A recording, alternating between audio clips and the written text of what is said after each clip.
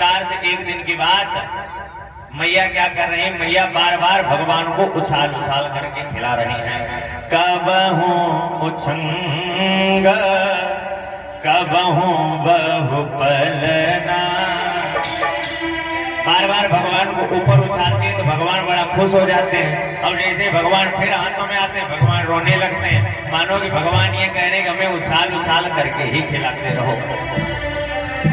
कबहू उछंग कबहू बहु पलना। माँ तो दुलारही कही प्रिय ललना।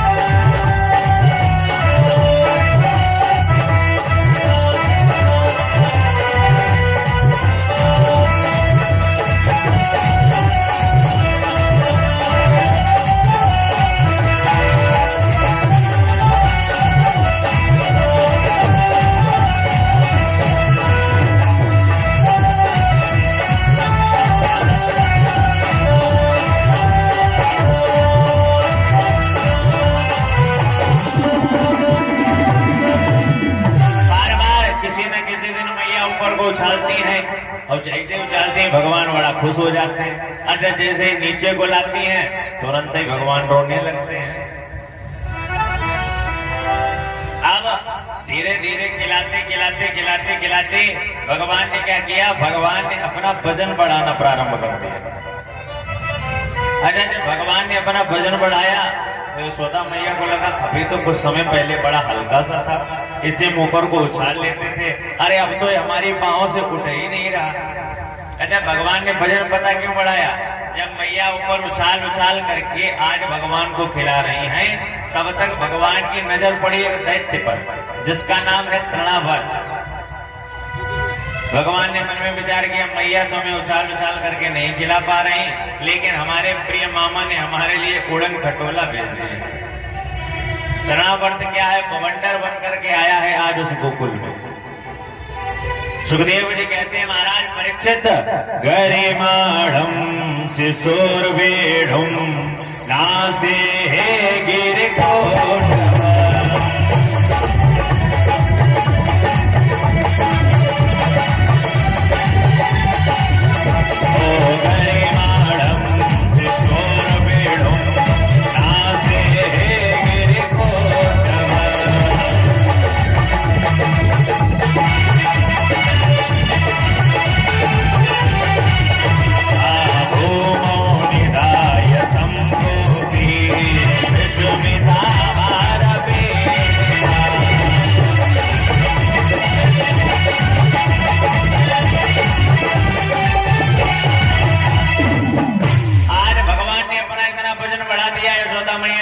भगवान को लिटा दिया, बोले थोड़ी देर आराम कर लो फिर पुनः से तुम्हें खिलाएंगे। इधर तृणावर्त ने देखा जब यशोदा भगवान के पास नहीं है तो तृणावर्त अपने लपेटे में लपेट करके भगवान को नंद भवन से बाहर ले गया। अब तो चारों तरफ भगवान घूमते हुए जा रहे हैं। भगवान देख रहे हैं ये देखो मधुमंगल का घर, ये सुदामा का घर, ये मनसुखा का घर, ये इस गोपी का घर, ये उस गोपी का घर। आगे चल करके यही माखन लीला हम करेंगे। भगवान अपनी पूरी व्यवस्था पहले बना लेंगे। लेकिन जैसे ही तृणावर्त नाम का जो दैत्य है मथुरा की तरफ बढ़ने लगा, भगवान ने क्या किया, भगवान ने अपना पुनः भजन बढ़ाना प्रारंभ कर दिया। तृणावर्त के मन में विचार आया, ऐसा तो नहीं कि नंद भवन से हम नंद लाला की जगह कोई काला काला पत्थर उठा करके ले आए हैं, क्योंकि किसी लाला का इतना वजन थोड़ी ना होता। भगवान के मन में विचार आया। भगवान ने कहा, बताओ हे मूर्ख, अरे मेरे तो भक्त पत्थरों में भी मेरी पूजा करते हैं, और बताओ तू ऐसा मूर्ख है कि तू मुझ में पत्थर देकर अपने यहाँ पत्थरों की पूजा सर्वप्रथम की जाती है। पत्थर के अंदर हम सभी लोग अपना भाव प्रकट करते हैं, भगवान की पूजा करते हैं। भगवान मन में विचार कर रहे हैं, बताओ हमारे यहाँ लोग पत्थर के अंदर जल चढ़ा जाते हैं, हमारी पूजा कर जाते हैं, अब यहाँ साक्षात हम तुम्हारी खोपड़ी के ऊपर सवार बैठे तो हम में पत्थर देख रहा है। अपने यहाँ हर जगह पत्थर की पूजा होती है। पत्थर की राधा प्यारी, पत्थर के कृष्ण मुरारी, पत्थर से पत्थर किसके पैदा होती चिंगारी, पत्थर किनारे हिल्या पग से सेना मनकारी, पत्थर के मठ में बैठी मैया हमारी, पत्थर की।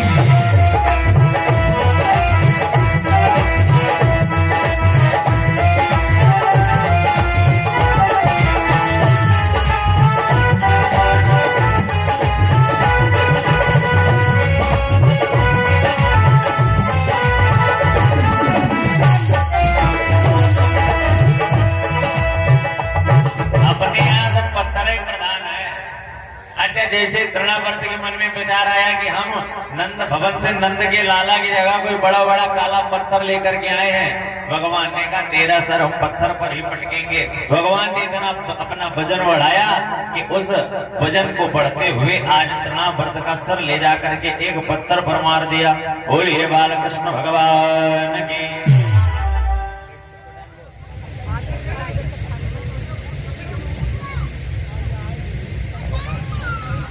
कहो समय भी हो चुका भैया, बताओ भैया मुख्य श्रोता लोग, जैसे तुम्हारी इच्छा हो तो आरती प्रसाद कराया जाए। अब या फिर रात में कही जावा बड़ी एक ही दाई भाई यार, रात में पढ़ाई लिया अब ही पढ़ाई बहुत जल्दी बहुत जल्दी। अब ये बताओ, इसी दोपहर में बताओ कि 1 बजे से प्रारंभ करते हैं, 1 बजे यहाँ हमें नहीं लगता कोई आएगा। अब ना मानो तो करके देखो, कल का समय, कल तुम सबके सब 12 बजे कथा पांडाल में आ जा, तुम्हें पंडित जी 11 बजे बैठे न मिले तो कहेगा अरे पंडित जी भी नई उम्र के थकने वाले नहीं, तुम 8 घंटे का तुम 10 घंटे लगातार कथा कराओ, पंडित जी थकने वाले नहीं है। लिख के दो, अरे न पूजो का फिर का पैसे बोल ले, कथा छोड़ो, चुप्पा ऐसे बता जैसे सब जेल में हमारे जाए कथा सुनो, देखो ये बताइए।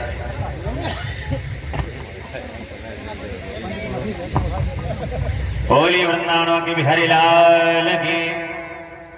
चलिए कुछ देर और आगे थोड़ी देर कथा में चलते हैं और उसके बाद आरती प्रसाद है कि नहीं। अब क्या करें, पंडित आदमी सबके मन की करना अति आवश्यक है। कायम धीरे धीरे अंत समय आ रहा है, दक्षिणा लेने वाला भी ये कहेंगे तुमने आधा घंटा काट दी थी कथा, 5000 गए तुम्हारे। कोई भरोसा थोड़ी ना जिंदगी में कब किसका कहाँ पर कहाँ कब मन बदल जाए, किसी का क्या भरोसा भैया।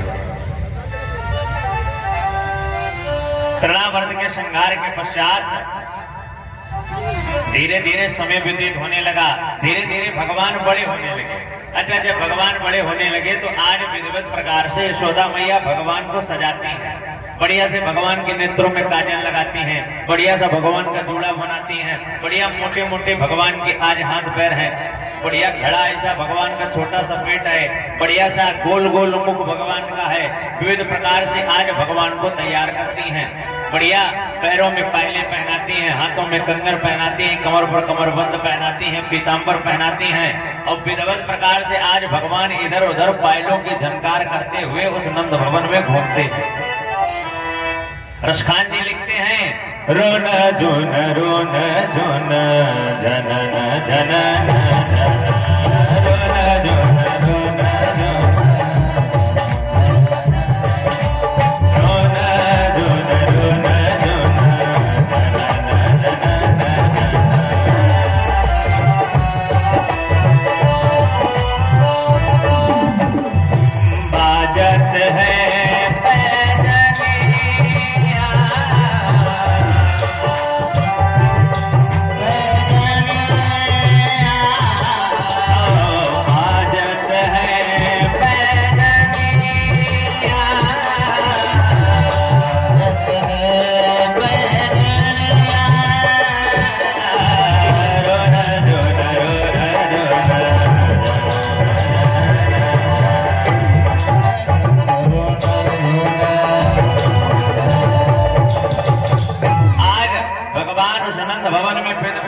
घूम रहे हैं। धीरे धीरे समय व्यतीत होता गया। वसुदेव के मन में एक बात आई। वसुदेव ने कहा, देखो भाई, नंद बाबा के यहाँ के जितने लोग हैं सब ज्यादा पढ़े लिखे तो है नहीं, सब गौचारण करते हैं, अपने पेट की पूजा करते हैं, बढ़िया सा उससे जो दूध दही निकलता उसी को बेच करके अपने जीवन यापन करते हैं। पता नहीं हमारे बच्चों का नाम किसी ने रखा होगा या नहीं रखा होगा। तो क्या करते हैं, तो गर्गाचार्य जी के पास पहुंचते, कहते हैं, जाओ महाराज और आप जाकर के हमारे बालकों का नाम रख करके आओ। गर्गाचार्य जी ने कहा कि देखो, अगर हम जाएंगे और सबके सामने अगर कंस देख लिया, क्योंकि ये बात हम जानते हैं तुम्हारे बालक हैं, अगर ये बात कंस को पता चल गई तो हम भी मारे जाएंगे, तुम भी मारे जाओगे, पूरा नंद भवन उजाड़ दिया जाएगा। क्योंकि नंद बाबा प्रत्येक कार्य को बड़ा धूमधाम के साथ करते हैं। ऐसा कोई कार्य नहीं करते कि चुपचाप अपने बेटे का बर्थडे कर ले। जैसे कोई कोई क्या होता है, गांव में लोग किसी समय तो अपने बेटे का बर्थडे बहुत ही भव्य तरीके से मनाते हैं। और कभी कभी क्या करता है, कभी कभी आधा 1 किलो गुलगुला बनवा लेगा, बतासा ले आएगा, अपने घर परिवार वालों को बुला करके तिलक लगवा करके बर्थडे बना लेगा। और कभी कभी भाई विधिवत प्रकार से पूरे गांव का भंडारा करता है बर्थडे में। समय समय की बात है। गर्गाचार्य जी वहां से गए, आकर के नंद बाबा को मिले। नंद बाबा ने कहा, महाराज, अरे कछु हमारे लाला के भी बारे में बता दो। अरे हमारे लालन को भविष्य कैसे रहेगा, कछु तो बताओ। गर्गाचार्य जी ने कहा, लालाओं का नाम बताओ, लालाओं की कुंडली लाओ, हम भाई देख करके बताते हैं। नंद बाबा ने कहा, कुंडली अपनी नहीं बना पाई तो अपने लालाओं की कहां से बनवाए। बोले, कुंडली की तो बात छोड़ो, अभी तक लालाओं का नाम ही तक न रखा गया। और भगवान की अवस्था 1 वर्ष की हो चुकी। 1 वर्ष के भगवान है, लेकिन भगवान का अभी तक नाम ही नहीं कुछ रखा गया। नंद बाबा ने कहा, जब महाराज आप ही आ ही गए हो तो हमारे बालकों का नाम ही रख दो, कुंडली बना देना, भविष्य भी देख लेना।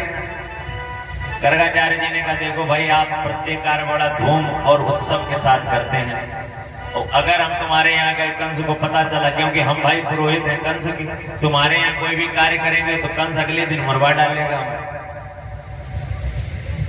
जब ये बात रखी, नंद बाबा ने कहा, कोई बात नहीं, हम चुपचाप आएंगे और ऐसा करेंगे, आप गौशाला में पहुंचो और गौशाला में ला करके हम अपने बच्चों का नाम रखवा लेंगे, किसी को पता ही नहीं चलेगा।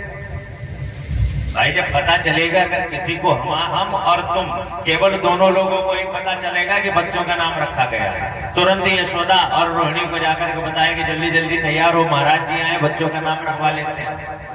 और अपने यहाँ क्या है, माताओं बहनों के अंदर एक जिज्ञासा होती है, लोगों की परीक्षाएं लेती कि देखें चल करके पंडित जी कैसी कथा सुना रहे। उन्हें पता होगा कि दशरथ के बेटा राम ही है, लेकिन फिर भी पंडित जी से पूछेंगे, पंडित जी, हमने सुना है कि दशरथ के बेटे का नाम राम था, क्या ये बात सही है कि नहीं?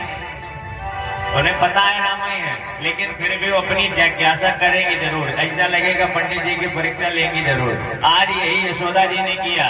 यशोदा ने कहा, हमने गर्गाचार्य जी का भाई नाम सुना है, ऐसा करते हैं, अपना बालक तुम हमें दो और रोहिणी से कहा तुम हमारा बालक लो, और चल करके देखते हैं, अगर असली होंगे तो पहचान लेंगे और नकली होंगे तो हम लोग उन्हें पहचान लेंगे।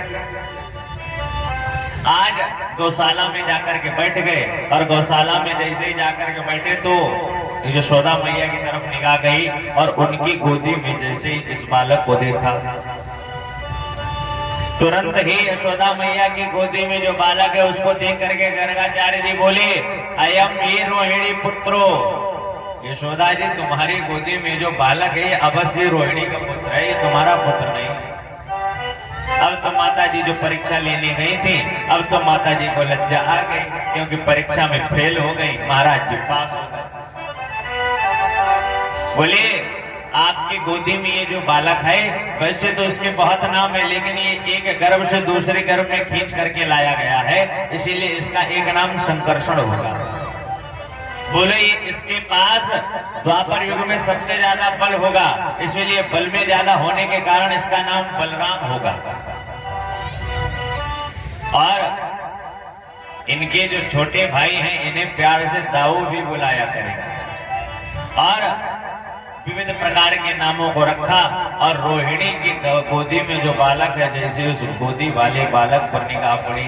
अच्छा, जैसे ही निगाह पड़ी गर्गाचार्य जी को, तो नेत्र बंद हो गए, क्योंकि गर्गाचार्य जानते हैं ये कोई साधारण बालक नहीं है, तो साक्षात नारायण है। अच्छा, जो भगवान हम सबको नाम पैसा सब कुछ दे रहा है, इस दुनिया में जितने भी नाम है सब नारायण ही ने रखे हैं। अब गर्गाचार्य मन में विचार करते हैं कि इनका नाम आखिर रखें कौन सा। गोपाल सहस्त्र नाम, विष्णु सहस्त्र नाम, हजारों करोड़ों नाम इनके नाम, अनेक अनूपा, न जाने कितने करोड़ों इनके नाम हैं, तो फिर मैं इनका आखिर क्या नाम रखूं। बहुत देर तक विचार करते रहे। अंत समय में आज गर्गाचार्य जी ने कहा कि हे रोहिणी मैया, आपकी गोदी में जो बालक है इसका नाम होगा कृष्ण। आने वाले समय में समय समय पर आपके बालक के नाम बदलते रहेंगे, जैसे कार्य करेगा इसका नाम वैसे बदल जाएगा। आज विविध प्रकार से बच्चों का नाम रखा। तो यशोदा मैया ने कहा हमने किसी प्रकार का उत्सव तो नहीं कर पाया, अरे कम से कम महाराज जी आप आए हो तो आप ही हमारे घर भोजन करके चले जाओ। ये हमारे हिंदू धर्म में नियम है, अगर आपके घर कोई आए, मान लो कितनी तुम्हारी बुरी स्थिति हो, तो 2 रोटी और दाल की तो तुम्हारी स्थिति है कम से कम। इतनी भी बुरी स्थिति आजकल दुनिया में किसी की नहीं है। किसी को आप एक टाइम का भोजन करा दो, इतनी स्थिति सबके पास है। और मान लो उससे गिरी गुजरी तो कम से कम पानी तब तो पिला ही सकते हो। सर्वप्रथम अपने यहाँ क्या है कि अगर कोई भी आपके घर आता है तो सबसे पहले उसे पानी पिलाओ, फिर मौसम को देखते हुए कोल्ड ड्रिंक और चाय। अब ये नहीं कोल्ड ड्रिंक चाय तुम खाली ले जा करके दे दो, समझे। जब भी कोल्ड ड्रिंक चाय ले जाओ, बढ़िया सा नमकीन बिस्कुट ले जाओ। 20 रुपए के नमकीन बिस्कुट से तुम्हारी इज्जत बन जाएगी, उसी से घट जाएगी। आज में कहेगा बताओ, सूखी सूखी जहर ऐसी चाय दे रहा है, नमकीन बिस्कुट तक तो दे नहीं पाता। आदमी अगली बार से आएगा। केवल आप कुछ समय में ही अपनी इज्जत बना सकते हैं, कुछ समय में ही अपनी इज्जत गिरा सकते हैं, समझ लो। छोटी छोटी चीजें बड़ी बन जाती हैं, बड़ी बड़ी चीजें छोटी बन जाती हैं। और मान लो तुम चाय नाश्ता नमकीन न कराओ, डायरेक्ट उसे रबड़ी खिला दो, रबड़ी का उतना असर नहीं पड़ेगा जितना कोल्ड ड्रिंक के साथ नमकीन बिस्कुट का असर पड़ेगा। क्योंकि जो चीजें पहले होती है वही बात तक याद रहती है, जो बाद में हुआ वो किसको याद है। लेकिन अगर आपके साथ जो पहले हुआ वो जिंदगी भर तुम्हें याद रहेगा। तो इसीलिए अपने यहाँ अगर कोई भी आए तो विधिवत प्रकार से चाय नमकीन बिस्कुट खिलाओ और उसके पश्चात बढ़िया दिव्य भव्य भोजन कराओ। यशोदा मैया ने कहा कि हम ऐसा करते हैं, आपको सूखी सामग्री दे देते हैं और आप अपने हाथों के द्वारा भोजन बना ले, क्योंकि गर्गाचार्य जी भाई महाराज हैं, ऐसे किसी के यहाँ भोजन तो करने नहीं लगे। तो गर्गाचार्य जी को आज विभिन्न प्रकार की सामग्री दे दी। गर्गाचार्य जी ने कहा भाई खीर की सामग्री लाओ, तो बढ़िया सा विधिवत प्रकार से बढ़िया चावल लेकर गया, बासमती वाले चावल, बढ़िया गाय का दुग्ध दे दिया, बढ़िया चीनी दे दी, सभी बर्तन दे दिए, अग्नि की पूरी व्यवस्था कर दी, विभिन्न प्रकार की मेवा मिष्ठान सब दे दिए। और गर्गाचार्य जी ने क्या किया, विधिवत प्रकार से अपनी खीर बनाई। अच्छा, खीर बना करके सामने परोसी और सामने परोस करके आंख बंद करके भगवान को याद करना प्रारंभ कर दिया।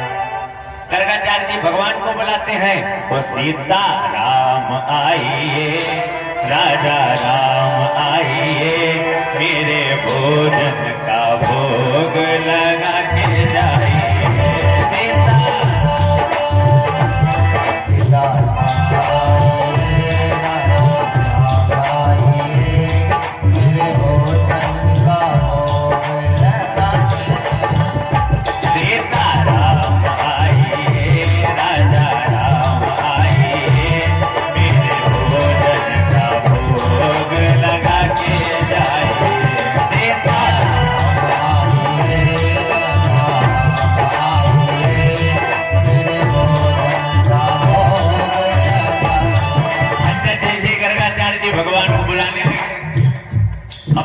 सामने बैठे।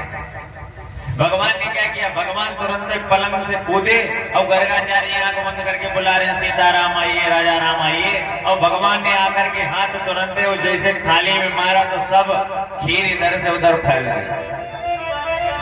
अब जब खीर इधर से उधर फैली, आंखें खोल करके देखा तो छोटा सा बालक। गर्गाचार्य जी ने तुरंत यशोदा मैया को बुलाया, अरे यशोदा, अरे अपने इस लाला को पकड़ करके रख, बताओ इसने पूरा भोजन बर्बाद कर दिया। अरे हमारा नियम है, जब तक भगवान को भोग नहीं लगाते तब तक भोजन नहीं करते, और न जाने कैसे इसके हाथ होंगे, इसने बताओ भोजन में हाथ डाल दिया। यशोदा जी दौड़ी दौड़ी आई, बोली महाराज नाराज मत होना, अरे खीर नहीं तो कुछ और खा लो। बोले अब खीर तो खाने से रही, ऐसा करो कुछ और दे दो आकर के। बोले क्या लाए, बोले ऐसा करो खिचड़ी बना लेते, जल्दी बन जाएगी, क्योंकि हमें मथुरा भी जाना है। तो बढ़िया सा दाल चावल ला करके दे दिया। बोले महाराज आप खिचड़ी बना लो। अब गर्गाचार्य जी ने क्या किया, अग्नि प्रज्वलित कर करके भाई खिचड़ी बनाई। अब खिचड़ी बन करके तैयार हुई, पुनः एक थाली में खिचड़ी परोसी। अब जैसे ही खिचड़ी एक थाली में परोसी, फिर आंख बंद की, अब आंख बंद करके पुनः भगवान को बुलाने लगे, सीताराम आइए, राजा राम आइए, मेरे भोजन का भोग लगा के जाइए। सीताराम आइए, राजा राम आइए, मेरे भोजन का भोग लगा के। अच्छा, जैसे पुनः भगवान को बुलाने लगे, अब भगवान तो वहीं बैठे हैं। भगवान फिर अपने पलंग से कूद करके आ गए और भगवान ने पुनः खिचड़ी में आकर के हाथ मार दिया। गर्गाचार्य जी ने जैसे नेत्र खोले, अब तो गर्गाचार्य जी बड़ा क्रोध में लाल लाल, तुरंत यशोदा को आवाज लगाई, अरे यशोदा, अरे मैंने कितनी बार उससे कहा कि अपने इस लाला को कहीं किनारे ले जा, जब तक मैं भगवान का भोग लगा दूं तब तक इसे हमारे सम्मुख मत लाना, लेकिन तू बार बार अपने बालों को छोड़ करके चली जाती। इस बार यशोदा जी को भी बड़ा क्रोध आया, दो चार भगवान के लगा दिए और लगा देने के पश्चात के दरवाजे में जाकर के बंद कर दिया। आपने पहले के दरवाजे देखे होंगे, अब तो ऐसे डायरेक्ट ऐसे खुल जाता है। पहले डबल दरवाजे हुआ करते थे, एक दरवाजे को ऐसे खींच करके दूसरे को लगा करके ऊपर कुंडी लगाई जाती है। आजकल गांव में कहीं ना कहीं आपको ये दरवाजे देखने को मिल जाएंगे। तो पहले के समय में दोनों तरफ दरवाजे हुआ करते थे। यशोदा ने क्या किया, एक दरवाजे को दूसरे दरवाजे से फंसा करके विधिवत प्रकार से बंद कर दिया। अच्छा, दरवाजा बंद कर दिया। गर्गाचार्य जी के पास पहुंची, प्रणाम के, बोले महाराज, अरे बिना खाए हुए अगर ब्राह्मण देवता हमारे घर से जाएंगे तो हमारे दुनिया का जो भी है सब कुछ नष्ट हो जाएगा। बोले महाराज भूखे पेट हमारे घर से न जाओ, अरे कुछ तो खाते जाओ। गर्गाचार्य जी ने खाने को बचे क्या, खीर खा रहे थे वो नहीं मिली, खिचड़ी खा रहे थे वो नहीं मिली, अब क्या करें। बोले जल्दी से जल्दी क्या चीज बनेगी, सबसे जल्दी बन जाएगी वो लपसी। बोले ऐसा करते हैं लपसी बना लेते हैं। गर्गाचार्य जी को पूरी सामग्री दे दी गई। अच्छा, सामग्री देकर के गर्गाचार्य जी ने अग्नि प्रज्वलित की, लपसी बना करके रखी और जैसे लपसी बनाई थाली में परोसी, और परोसने के पश्चात मन में अचानक से विचार आ गया। विचार आया कि बताओ छोटा सा बालक बार बार आता था और हमारे चक्कर में बताओ इस पर मार पड़ गई। तो इधर उधर देखे तो एक दरवाजे के अंदर से रोने की आवाजें आ रही। तो गए दरवाजा जाकर के भाई देखा कि छोटा सा बालक बैठा हुआ है। देख करके गर्गाचार्य जी चले आए। जैसा कि आपको बताया पहले दरवाजे कैसे होते थे, एक में फंसा करके दूसरा बंद किया जाता, लेकिन रोते हुए बालक को देख करके इतनी करुणा गर्गाचार्य जी के अंदर जागृत हो गई कि एक दरवाजे को फंसा करके जैसे दूसरा बंद करना चाहते हैं तो एक फंसा ही नहीं, केवल एक ही उठा करके इसे बंद कर दिया। अच्छा, दरवाजा बंद करके पुनः आ गए और आकर के आज पुनः भगवान को याद करने लगे। सीताराम आइए, राजा राम आइए, मेरे भोजन का भोग लगा के जाइए।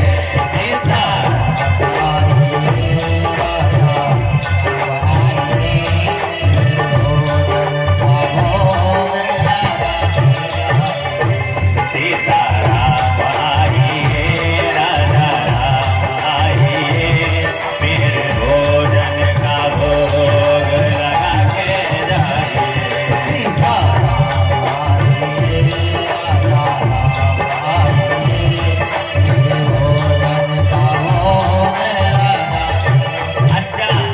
जैसे पुनः भगवान को याद करना प्रारंभ कर दिया, भगवान फिर कोठरी से निकल करके सामने आ गए। और जैसे ही सामने आए और जैसे ही आंखें खोल करके छोटे से बाल कृष्ण को देखा, और गर्गाचार्य जी जैसे अपने मुख से कहने वाले थे अरे यशोदा, तुरंत ही भगवान ने दौड़ करके गर्गाचार्य जी के मुख पर हाथ रख दिया।